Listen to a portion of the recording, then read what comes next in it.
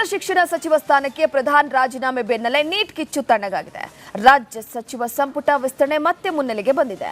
1.5 ತಿಂಗಳ ಬಳಿಕ ಸಂಪುಟ ವಿಸ್ತರಣೆಗೆ ಹೈಕಮಾಂಡ್ ಮನಸ್ಸು ಮಾಡಿದ್ದು ದಿಲ್ಲಿಗೆ ಬರುವಂತೆ ರಾಜ್ಯದ ನಾಯಕರಿಗೆ ಬುಲಾವನ್ನ ಕೊಟ್ಟಿದ್ದಾರೆ. ಈ ಬಗ್ಗೆ ಒಂದು ರಿಪೋರ್ಟ್ ಇಲ್ಲಿದೆ ನೋಡಿ.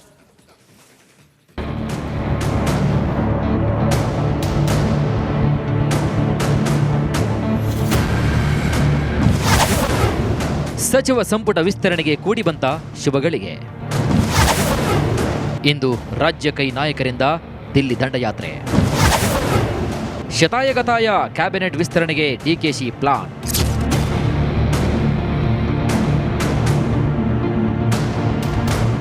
ದೆಹಲಿಯಲ್ಲಿ ನೀಟ್ ಕಿಚ್ಚು ತಣ್ಣಗಾಗ್ತಾ ಇದ್ದಂತೆ ರಾಜ್ಯ ಸಚಿವ ಸಂಪುಟ ವಿಸ್ತರಣೆ ಚರ್ಚೆ ಮತ್ತೆ ಮುನ್ನೆಲೆಗೆ ಬಂದಿದೆ. ಇಂದು ರಾಜ್ಯ ಕಾಂಗ್ರೆಸ್ನ ನಾಯಕರು ದಿಲ್ಲಿ ಯಾತ್ರೆ ಕೈಗೊಳ್ಳುತ್ತಾ ಇದ್ದು, ಈ ಬಾರಿ ಸಚಿವ ಸಂಪುಟ ವಿಸ್ತರಣೆಗೆ ಹೈಕಮಾಂಡ್ ಗ್ರೀನ್ ಸಿಗ್ನಲ್ ಕೊಡುತ್ತಾ ಎಂಬ ಕುತೂಹಲ ಗರಿಗೆದರಿದೆ.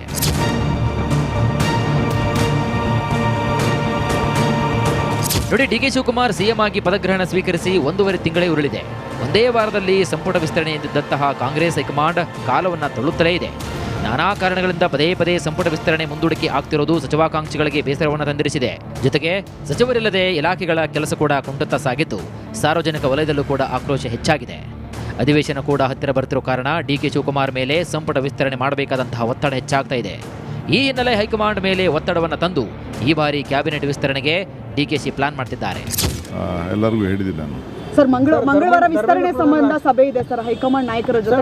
ಅಂದಹಾಗೆ ಕಳೆದ ವಾರವೇ ಸಚಿವ ಸಂಪುಟ ವಿಸ್ತರಣೆ ಆಗಬೇಕಾಗಿತ್ತು. ಆದರೆ ನೀಟ್ ಪ್ರತಿಭಟನೆ ಜೋರಾದ ಹಿನ್ನೆಲೆ ಮತ್ತೆ ಮುಂದೂಡಿಕೆಯಾಗಿತ್ತು. ಈಗ ದಿಲ್ಲಿ ನಾಯಕರಿಂದ ಮತ್ತೆ ಬುಲಾವ್ ಬಂದಿದ್ದು, ಇಂದು ದಿಲ್ಲಿಗೆ ಸಿಎಂ ಡಿಕೆ ಶಿವಕುಮಾರ್, ಮಾಜಿ ಸಿಎಂ ಸಿದ್ದರಾಮಯ್ಯ, ಕೆಪಿಸಿಸಿ ಅಧ್ಯಕ್ಷ ಬಿಕೆ ಹರಿಪ್ರಸಾದ್ ದೆಹಲಿಗೆ ಪ್ರಯಾಣವನ್ನು ಬೆಳೆಸ್ತಾ ಇದ್ದಾರೆ.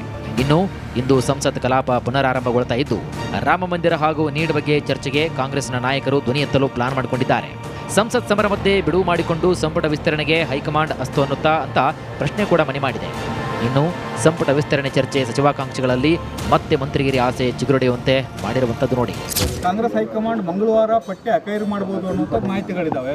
ಈ ಬಾರಿ ಅದು ಶುಭ ಸುದ್ದಿ ಸಿಗುತ್ತಾ ಅಥವಾ ಬಹುದದ ಪುಟ್ಟ ಬಂದ ಪುಟ್ಟ? ಎಲ್ಲರಿಗೂ ಆಸೆ 8 ಗಂಟೆ ಮೇಲೆ ಮೀಟಿಂಗ್ ಸೇರ್ತಾರೆ ಅಂತ ಒಂದು ಮೆಸೇಜ್ ಇದೆ. ಸೋಮವಾರ ತಪ್ಪಿದ್ರೆ ಮಂಗಳವಾರ 100% ಫೈನಲ್ ಮಾಡ್ತಾರೆ ಅಂತ ನಮಗೆಲ್ಲ ಆಶಾಭಾವನೆ ಇದೆ. ಮಂಗಳವಾರ ಸಂಪುಟ ವಿಸ್ತರಣೆ ಕುರಿತು ಹೈಕಮಾಂಡ್ ಅಂತಿಮ ತೀರ್ಮಾನ ಕೈಗೊಳ್ಳಲಿದೆ ಅಂತ ಹೇಳಲಾಗ್ತಾ ಇದೆ. ಅಂದೇ ಸಚಿವರ ಪಟ್ಟಿ ಕೂಡ ಫೈನಲ್ ಆಗಲಿದೆ ಎಂಬ ಮಾತು ಕಾಂಗ್ರೆಸ್ ವಲಯದಲ್ಲಿ ಬಲವಾಗಿ ಕೇಳಿಬರ್ತಾ ಇದೆ. ಇನ್ನು ಸಂಪುಟ ವಿಸ್ತರಣೆಗೆ ಹೈಕಮಾಂಡ್ 12+8 ಫಾರ್ಮುಲಾವನ್ನ ಅನುಸರಿಸ್ತಾ ಇದ್ದು, 12 ಹೊಸಬರಿಗೆ ಹಾಗೂ 8 ಮಂದಿ ಹಿರಿಯ ಶಾಸಕರಿಗೆ ಸಚಿವ ಸ್ಥಾನವನ್ನು ನೀಡಲು ಇಚ್ಛಿಸಿದೆಯಂತೆ. ಎಲ್ಲವೂ ಅಂದುಕೊಂಡಂತೆ ನಡೆದರೆ ಬುಧವಾರವೇ ಪ್ರಮಾಣ ವಚನ ನಡೆಯುವ ಸಾಧ್ಯತೆ ಕೂಡ ಇದೆ.